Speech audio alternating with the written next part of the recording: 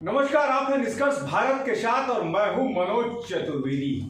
गणतंत्र खतरे में है। पटना में कल 26 जनवरी को जब चारों तरफ तिरंगा जो है वो फहराया जा रहा था, तब देश के कम्युनिस्ट जो है पटना की सड़कों पर संविधान खतरे में है, गणतंत्र खतरे में है करके मानव दीवार बना रहे थे। राहुल गांधी छोटी सी किताब लेकर तमाम मंचों से दिखाते हैं कि संविधान खतरे में है, लेकिन उस पंजाब में जिस संविधान को लिखने वाले अंबेडकर की मूर्ति तोड़ी जाती है, वहां राहुल गांधी को, वहां कम्युनिस्ट के नेताओं को संविधान खतरे में नहीं दिखता, गणतंत्र खतरे में नहीं दिखता। लेकिन जनता जो है ये निश्चिंत है कि न संविधान खतरे में है न गणतंत्र खतरे में है। देश सुरक्षित कहीं ना कहीं हाथों में है। और इसी पर हम बात करेंगे कि आखिर गणतंत्र खतरे में है, संविधान खतरे में है। देश के लोगों को ये जो भ्रमित किया जा रहा है, और इस पर एक बात और है, भाजपा के भी नेता जो हैं वो ये नहीं कह रहे हैं, आगे आके उस तरीके से जवाब सामने नहीं आ रहा है कि भाई कहां संविधान खतरे में है, कहां गणतंत्र खतरे में है। तभी कहीं ना कहीं विपक्षी दलों की तरफ से हमेशा ये आवाज उठ रही है कि गणतंत्र खतरे में है, संविधान खतरे में है। और इसी पर हम बात करेंगे। हमारे साथ सुमित शशांक हैं, भाजपा के प्रदेश के प्रवक्ता हैं। सुमित जी, पहले तो स्वागत है। गणतंत्र खतरे, 26 जनवरी को पटना में जुलूस निकलता है, पटना में मानव दीवार बनाई जाती है कम्युनिस्ट पार्टी की तरफ से कि गणतंत्र खतरे में है। देखिए, श्रद्धेय बाबा भीमराव अम्बेडकर जी के पदचिन्हों पे आज जो उनका सपना क्या था, जो लोग नहीं समझ पाते हैं, उनको मैं आपके चैनल के माध्यम से बताना चाहूँगा कि उनका सपना था अंत्योदय का। समाज में जो अंतिम तबके पे जो लोग रहते हैं उनको कहीं ना कहीं प्रतिनिधित्व प्रदान करनी है। आज उनको प्रतिनिधित्व प्रदान करने का जो सपना था, उस सपने की पूर्ति के लिए अगर कोई काम करता है तो आदरणीय प्रधानमंत्री नरेंद्र मोदी जी काम कर रहे हैं, आदरणीय मुख्यमंत्री नीतीश कुमार जी काम कर रहे हैं, और भारतीय जनता पार्टी का नेतृत्व काम कर रहा है। लेकिन ये लोग हाथ में एक किताब लेकर के घूमते हैं और कहते हैं कि ये संविधान है और ये संविधान खतरे में। मैं पूछना चाहता हूं राहुल गांधी जी से, उनको बताना चाहिए कि इतने वर्षों तक जो पारिवारिक विरासत वो ढोते आ रहे हैं और उनका पूरा परिवार जो पारिवारिक लीगेसी को ढोते आ रहा है, कहता है कि हमने संविधान की रचना की, हमने संविधान को बनाया। मैं उनको चैलेंज करना चाहता हूं, देश के विभिन्न कोनों में, खास करके जम्मू कश्मीर में आरपीसी चल रहा था, रणवीर पैनल कोड, जहां आरपीसी के तहत, और आपने देखा कि वाल्मीकि समुदाय से जो लोग आते हैं उनको नाला साफ करने के लिए रखा गया था, उनको सरकार में प्रतिनिधित्व नहीं प्रदान किया जाता था, तो उस पर भी उनको जवाब देना चाहिए। उस समय क्यों आंखें मूंदे हुए थे? और रही बात बाबा साहब भीमराव अम्बेडकर जी के सपनों को जीवंत करने की, उनके सपनों को बनाए बचाए रखने की, और ये नक्सली मानसिकता वाले जो लोग हैं, अब तो पहले तो भारतीय जनता पार्टी की सरकार जब से आई नक्सलियों को समाप्त किया गया, उसके बाद ये अर्बन नक्सली बचे हुए हैं। एक बड़े अर्बन नक्सली का कहना था, एक बड़े नक्सल नेता का कहना था कि वॉर अगेंस्ट इंडियन नेशन, और राहुल गांधी उसी बात को कहते हैं। तो राहुल गांधी और ये अर्बन नक्सली मानसिकता वाले लोग, और खास करके खालिस्तानी मानसिकता वाले लोग, ये सब एक ही थाली के चट्टे बट्टे। राहुल गांधी जी को अपनी माता जी से अर्बन नक्सल आप कह रहे हैं, कम्युनिस्ट को, और वो खालिस्तानी आप कह रहे हैं क्या, भगवत मान को कह रहे हैं क्या? लेकिन मैं आपको स्पष्ट रूप से बताऊंगा, ये सभी का मिक्सचर अगर कोई है ना, मानसिक रूप से व्यवहारिक रूप से, तो वह राहुल गांधी ने इन सभी की जो बुराइयां हैं उनको कहीं ना कहीं अडॉप्ट किया, उसको समाज में नफरत का जहर फैलाने का काम किया, और उसी तरीके से नफरत परोसने का ये काम कर रहे हैं। मैं पूछता हूं कि केरल में एक दल है मुस्लिम लीग कहता है कि हिंदुओं को मार करके मंदिरों पे टांग देना चाहिए और उन्हीं हिंदुओं को उनके मंदिरों के आगे जिंदा जला देना चाहिए।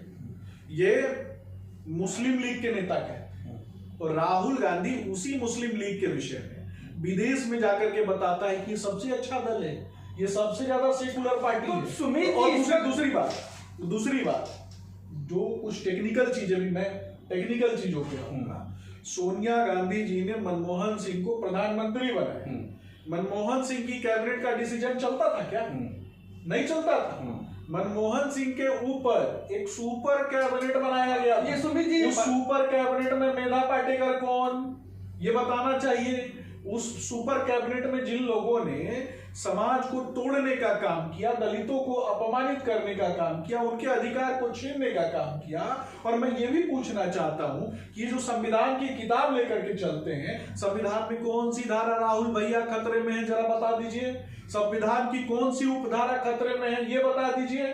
संविधान में 90 से ज्यादा जिन लोगों ने संशोधन किया, लगभग 100 संशोधन जिन लोगों ने किया, वो आरोप लगाते हैं कि हम संविधान बदल देंगे। हमने तो मुस्लिम माताओं बहनों को संविधान के माध्यम से सम्मान देने का काम किया। गलत किया क्या? इस पर भी तो बताना चाहिए ना।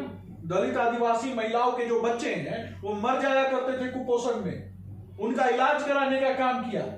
उनके एक ब्रेड के टुकड़े के लिए कहीं ना कहीं उनको तरसाया जाता था। ये कांग्रेसी तरसाते थे, उनका जमीन छीन लेते थे, उनको हक दिलाने का काम किया। उनको ब्रेड का एक टुकड़ा नहीं, उनको कहीं ना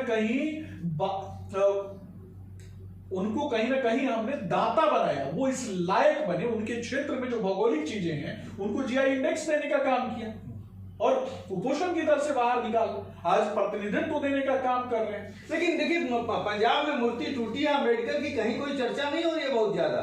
देखिए आज संविधान खतरे में नहीं है।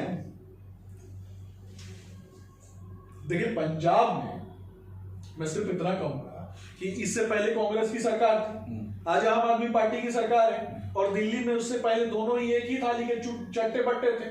और उसके पहले ये दोनों ही एक दूसरे का कत्ल करने में लगे हुए थे। एक तरफ केजरीवाल कहते थे कि ये आंदोलन कांग्रेसियों के खिलाफ है, उसके बाद ये कहते थे कि बच्चों की कसम खाते हैं, कांग्रेस के साथ नहीं जाएंगे। बच्चों की कसम टूट जाती है जो अपने बच्चों का कसम झूठा खाता है। जो दिल्ली की जनता को धोखा देने का जिस व्यक्ति ने काम किया, और खास करके ये भी समझना है कि पंजाब हमारा जो राज्य है वो पाकिस्तान से कहीं ना कहीं बॉर्डर जो है वो शेयर कर रहा है। और ये बॉर्डर शेयर करने के कारण यहाँ पे ड्रोन के माध्यम से, हालांकि हमारी सेना बहुत अच्छे से काम कर रही है, लेकिन कुछ एक क्षेत्रों में आप देखेंगे कि लंबी बॉर्डर श्रृंखला होने के कारण कहीं ना कहीं ये लोग नशे का कारोबार पंजाब की सरकार के समर्थन से, पंजाब में आम आदमी पार्टी के नेताओं के माध्यम से ड्रग्स, अफीम, चरस, गांजा, एलएसडी, इस प्रकार के नशों से पंजाब को पाटने की कोशिश की जा रही है। और वैसे ही लोग, खालिस्तानी मानसिकता के लोग, क्योंकि इनको चंदा तो आता है खालिस्तान से, और खालिस्तानी मानसिकता का कोई व्यक्ति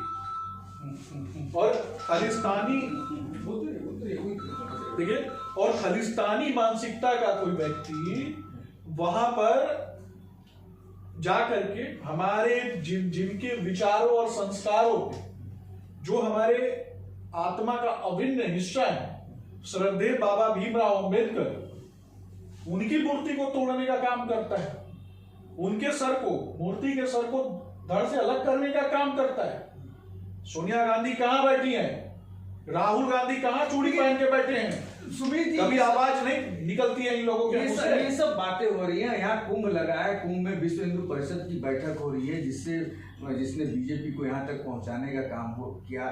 अब ये बात चल रही है कि हिंदू मंदिरों को सरकार से एकदम मुक्त कर दिया जाए, दूसरा कि कम से कम 3 बच्चे पैदा किया जाए। तो ये सब सरकार क्यों नहीं ये करती? मैंने आप मुस्लिम लीग की बात पे चले जाते हैं, आप लोग की मुस्लिम लीग के राहुल, अरे राहुल क्या करते हैं? छोड़िए ना, भारत को कैसे बचाया जाए, भारत बचा हुआ तो भारत को कैसे और मजबूत बनाया जाए, इस पर बात। देखिए, आज 10 वर्ष पहले आपने देखा होगा, उस समय की परिस्थितियों का मूल्यांकन कीजिए।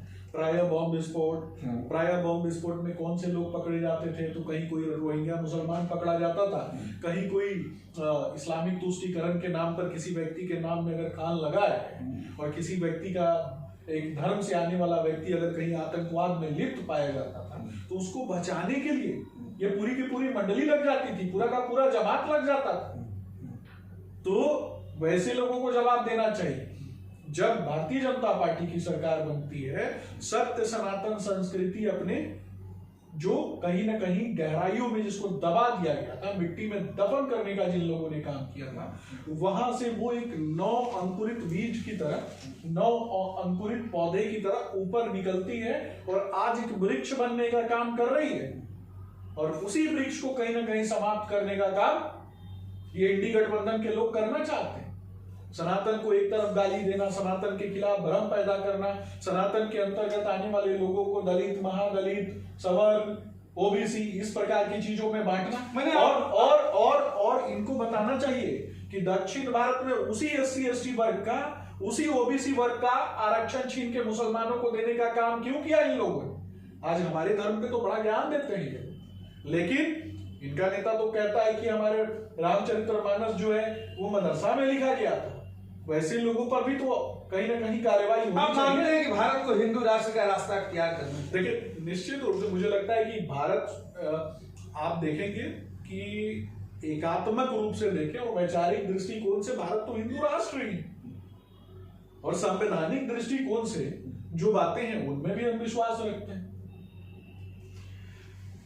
तो ये थे सुमित शशांक, लेकिन सबसे बड़ी बात अंत में कह गए कि संवैधानिक रूप से भले हमारे यहाँ हर बिरादरी को मौका मिलता है, लेकिन एकात्म रूप से जो है वो हम हिंदू राष्ट्र ही है। और कहीं ना कहीं यदि हम युवाओं के वर्ग को आज देख रहे हैं, और सबसे बड़ी मिसाल इस बार प्रयागराज बना है, जहाँ करीब करीब तो 60 करोड़ लोग, देश की आबादी 140 करोड़ से ज़्यादा है, जहाँ 60 करोड़ लोग पहुंच रहे हैं करीब 45 दिनों में।